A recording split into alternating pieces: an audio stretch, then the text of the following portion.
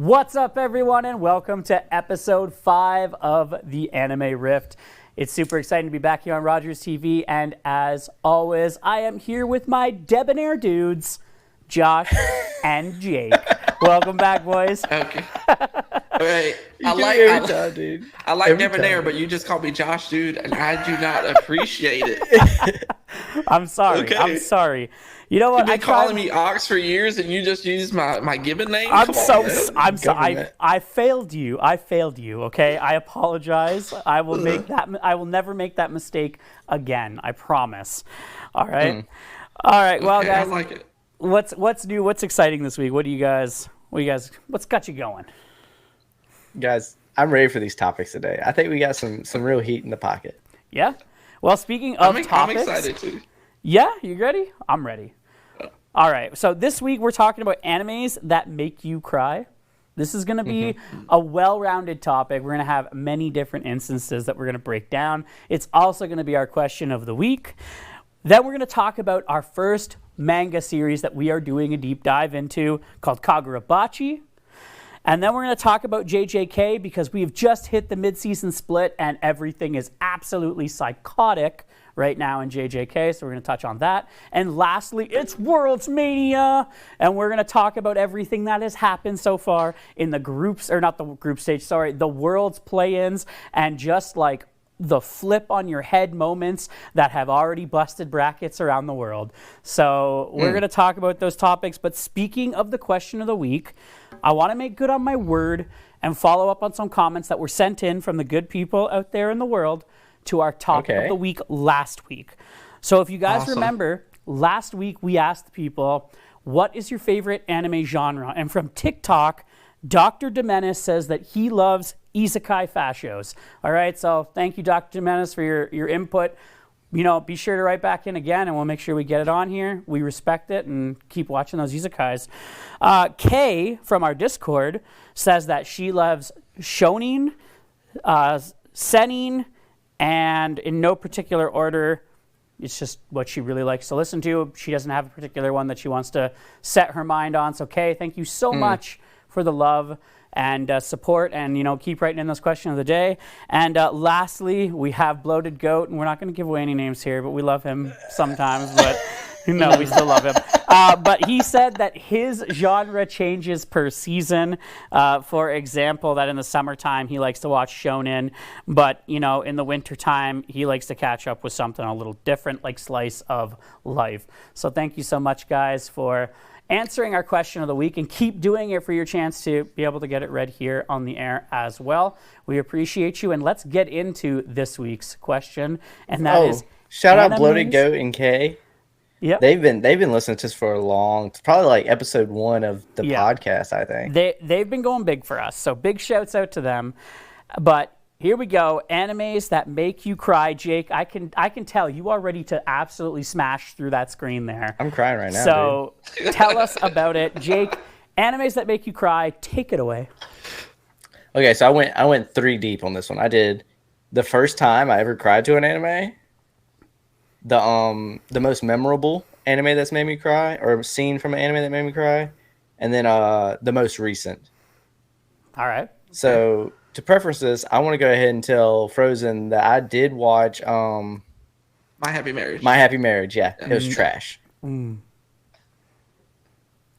anime I've ever watched. You can't get into that right now. Like, back to my crying animes. First one, it was literally the first episode of Naruto. Okay. When Iruka told Mizuki, he was like, this guy's Naruto's a beast, and he was like, yeah, that's what beasts are, but that's not Naruto. Bawled. I remember the day that happened. I bawled my eyes out. Okay. Luckily, no one was around. My most memorable has to be Annie's Lobby from One Piece, when Luffy wants Robin to join his crew, and he says he'll go against the world. And then he tells Sniper King to shoot down their flag. Spoilers. Oh. Cover your ears. And then my most recent was My Happy Marriage. When Kudo told the arrogant sister Kaya. Yep. He said, I would never marry an arrogant woman like you. even if the heavens demanded it. I know. I was right. Oh But- wow. Right. I was sitting there. I was like, is anyone around? You're just like, oh, there we go. Yeah, Bombo is. Yeah, those are my three. My three. I love it. I like that a lot. Ox. I like that a lot. Not what I expected from Jake. No, it's not actually. The My Happy Marriage. I'm dancing right now. You can't see it, but I got a little dance going, and I was like, yeah, Got a little happiness there. Yeah, that's awesome. That's awesome. Mine, I'll kind of keep the same pace with Jake. So for my first, it's going to be Pokemon, and it's when Ash releases Butterfree. Right? I hate you. Just imagine little Ox watching that on my little TV, watching Butterfree be set free. That is a sad moment, my friend. Okay? It's bye-bye Butterfree. You respect it. Look, and listen, next was my most recent, right? And that was Marineford. And that was Ace dying and just seeing what Luffy had to go through after that. Everyone, I'm just now getting into One Piece, and I'm caught up. I'm almost to Wano, but I knew what happened to Ace. But it doesn't matter. It still did not prepare me for what happened to that man, and the hope that art gives you, and for it to just snatch it away was cruel, man. It was cruel. Yeah, and let it be known, Ox was calling him a donut for months before he watched that scene. And I talked to Jake today. I said, man, it really kind of makes me mad that they call Ace a donut now that I've seen that. Yeah. It was terrible. But I want to say my most memorable, though, is the best one, and that's got to be the entire ending of Your Lie in April. It is an absolute masterpiece of an anime, and Kosei and Kaori, it's amazing. And I was just watching little vids on it today just because I was thinking about it, and I found out that Kaori, in the meaning of it, means like weave or to be woven.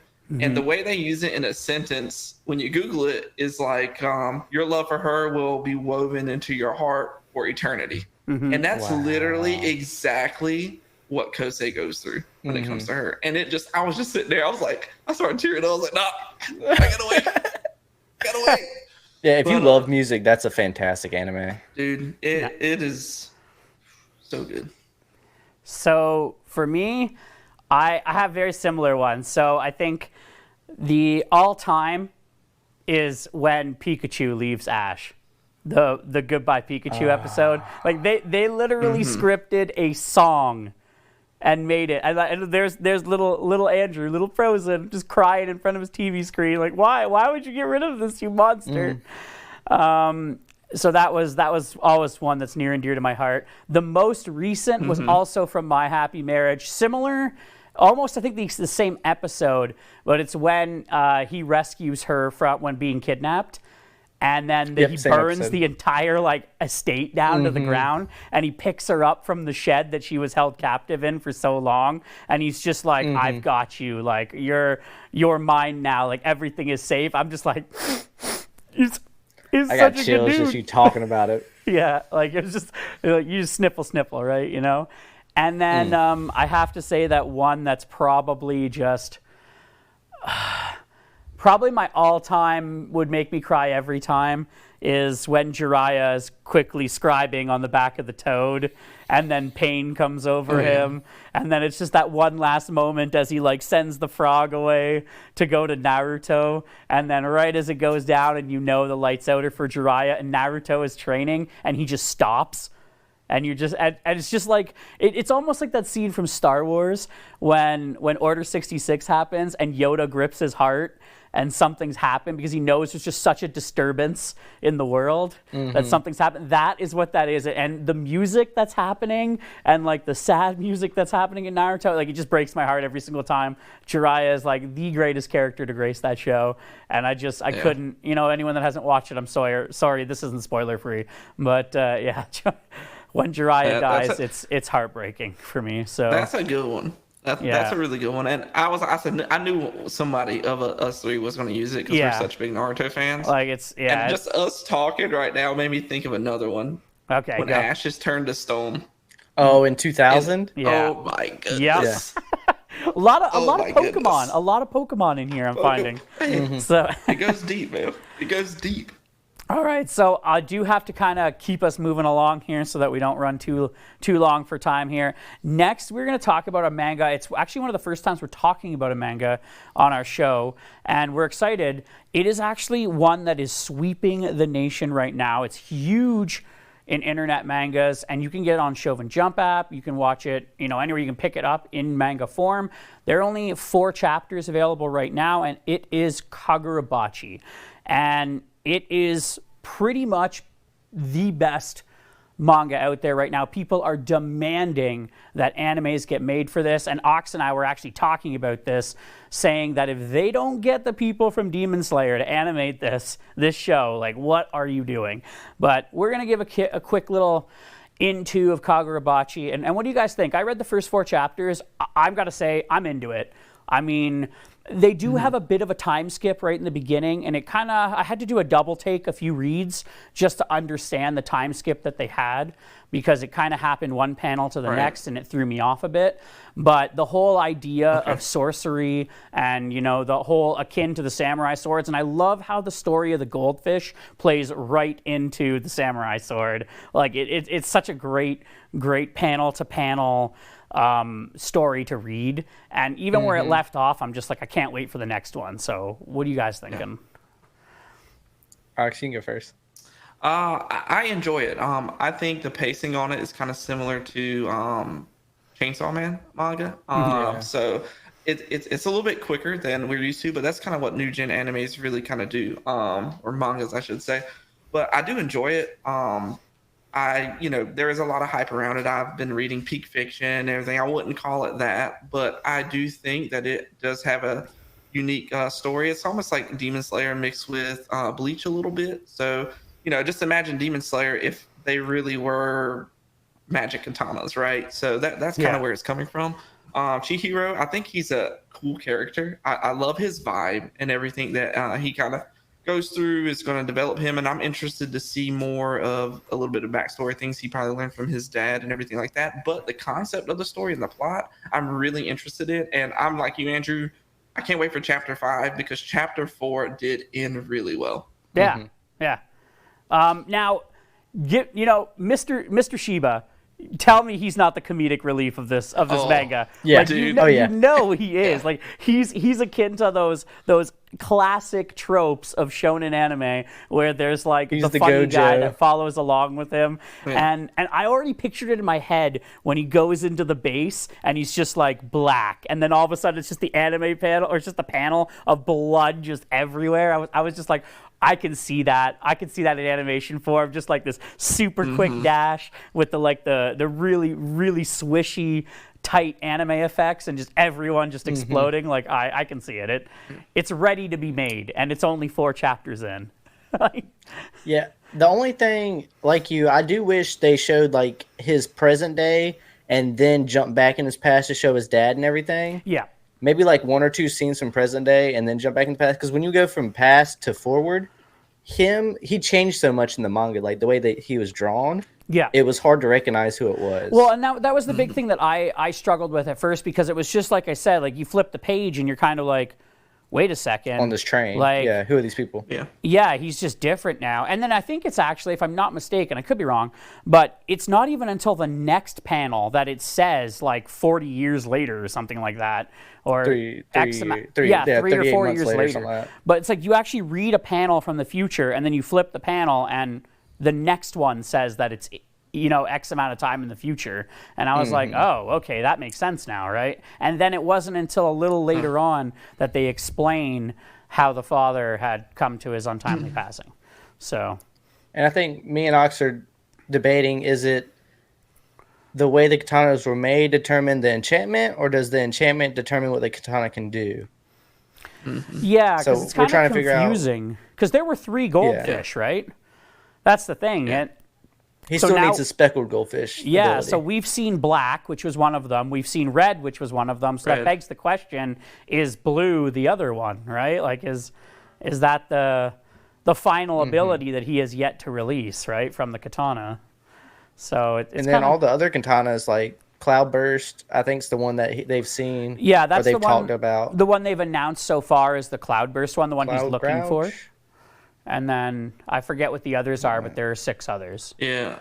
Yeah, So- I don't. Yeah, and there's 5. So there's 7 total. He's got 1. There's Cloud Gorger, and then there's the 5 other ones he's going to be searching for. Yeah. But that's the other thing is like there's almost 2 plot lines going on. Like he's trying to stop these katanas from getting in the hands of evildoers, and the other one is, I mean, hey, I'm trying to get revenge for my father. And which one of those is going to end up playing out more?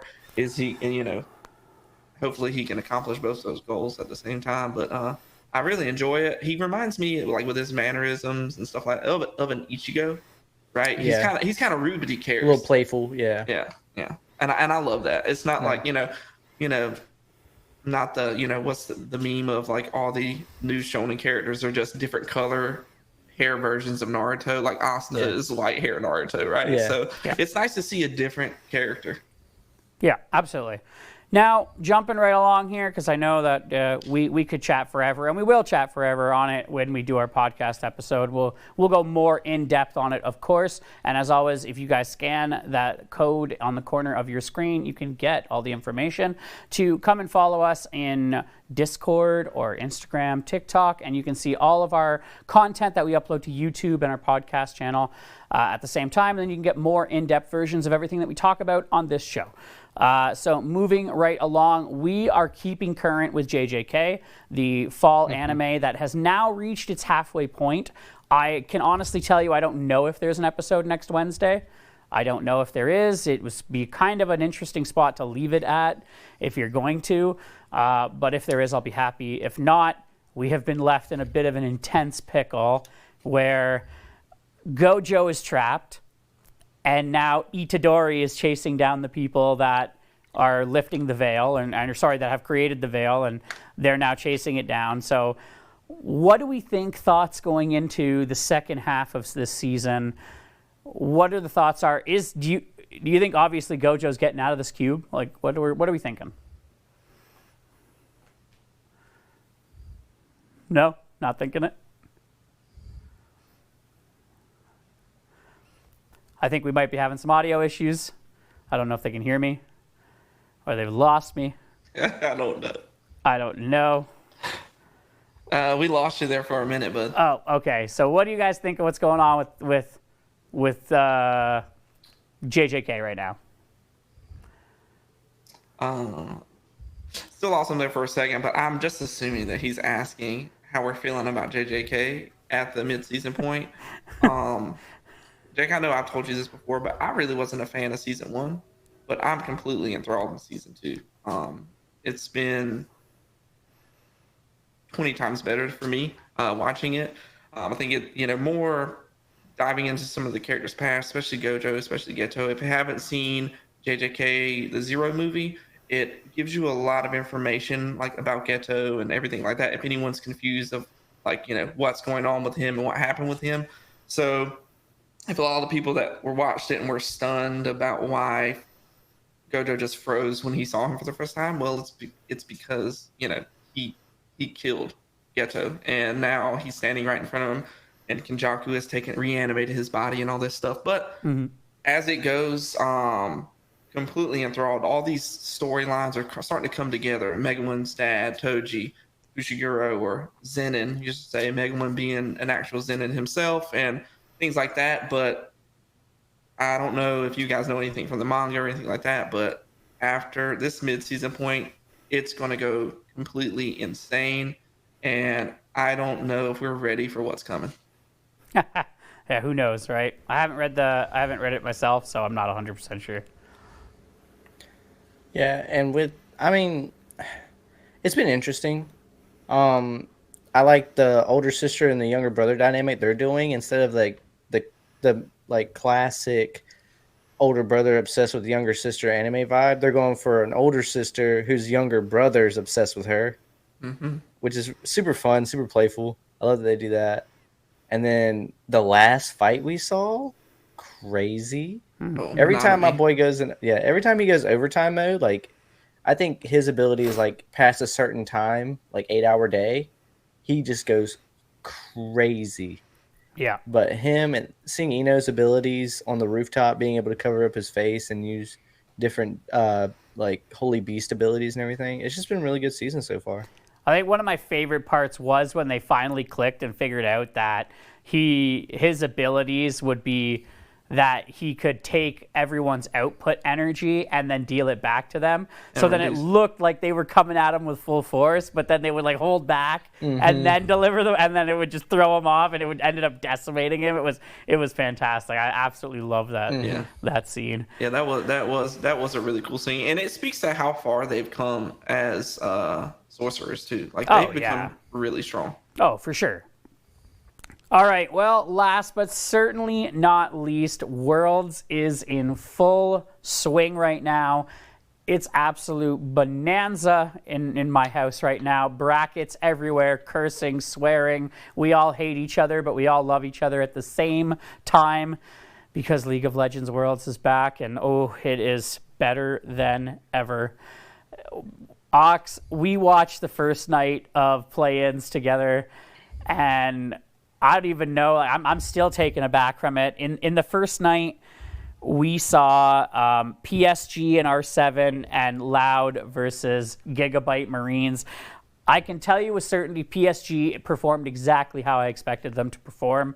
Maple with fantastic, appearances.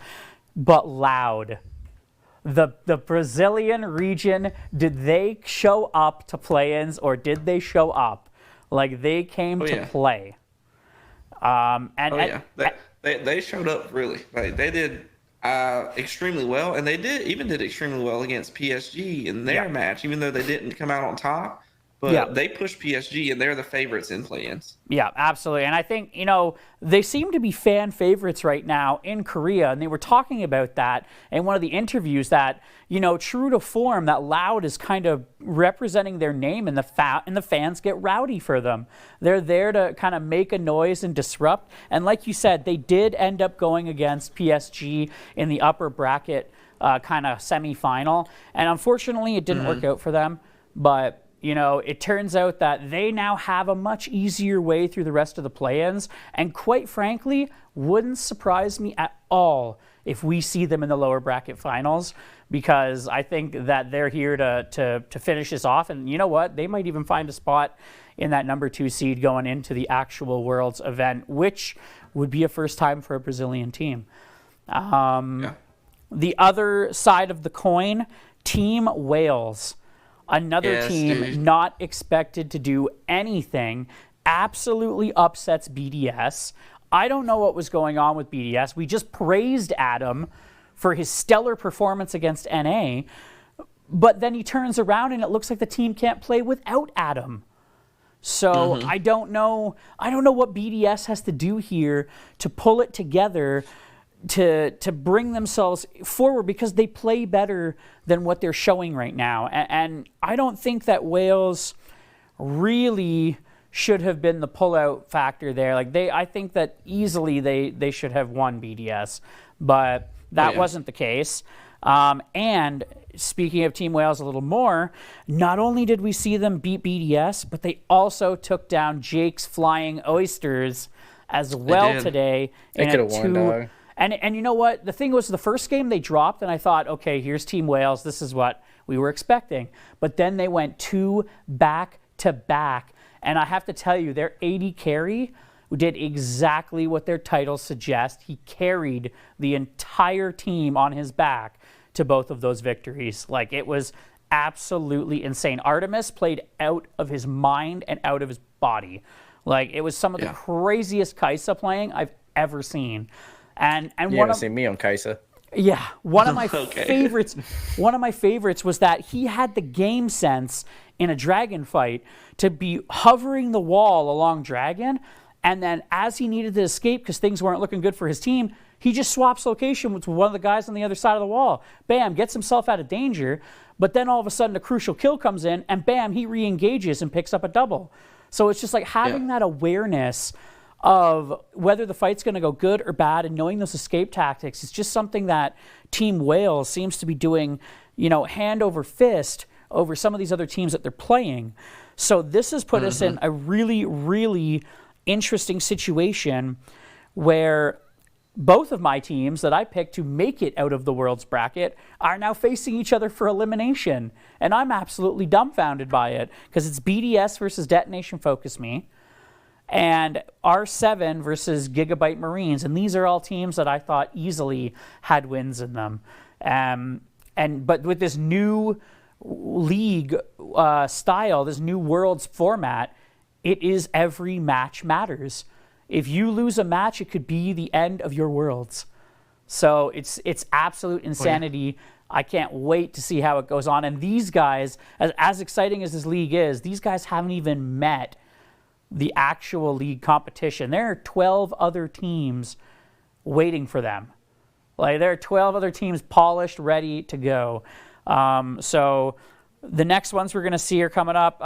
Loud and Flying Oysters will await the winners of R7, Gigabyte, Detonation Focus Me, and BDS.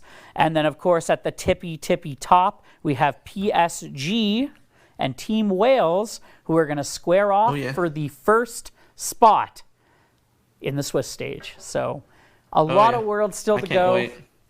A lot of time still for our brackets to blow up. But that will cover it for the World stage. Guys, any final comments, anything on we talked about today, anything you want to touch on, anything awesome? Stage is yours. I'm not, well, I would say I like Team Wales too. I think they're like one of my favorites right now, even though I got PSG Talent coming out. I hope Team Wales makes it out. It would be really awesome to see. But I think the only problem they're going to face is they're a slow playing team. And when they get into the actual Worlds bracket with those other guys, they're probably in for a rude awakening because normally slow doesn't work out when you're going against those top teams. So it'll be interesting, a little bit of foreshadowing for this PSG Talent versus them match because they'll run them over if they get the chance to. But they adjust really well. They dropped both games, both game ones, and then came back and won the last two. So they adjust really well with their picks and bans and all that stuff. So I'm excited to see PSG versus Team Wales. It's going to be awesome. Yep, absolutely. And that move with Kaisa where out of the pit, into the pit double kill, they used to call that a Jake back when I did it. So Okay. So that's enough from Jake. So then I think we're all squared up for the night, aren't we? Yeah? Jake, we're done? Yeah? Okay. Yeah. Okay. Well, yeah, we're done here. I'm just kidding. We love you, Jake. Well, as always, thanks, guys. Flying Thank Oysters. you, Rogers, so much for hosting us here in the lovely studio that they have here. And thanks to all the people that help out. Hawkeye, Nuno, Adam, all the rest of you guys that I'm sorry that I'm not getting your names right now. Thank you so much for all the hard work you do. And as always, remember, the Anime Rift has everything you need from pixels to panels to your weekly dose of weeb culture. So from Ox, Jake, and myself, Frozen, thanks for watching. We love you. We'll see you next week on the Anime Rift. Stay sexy. Ciao.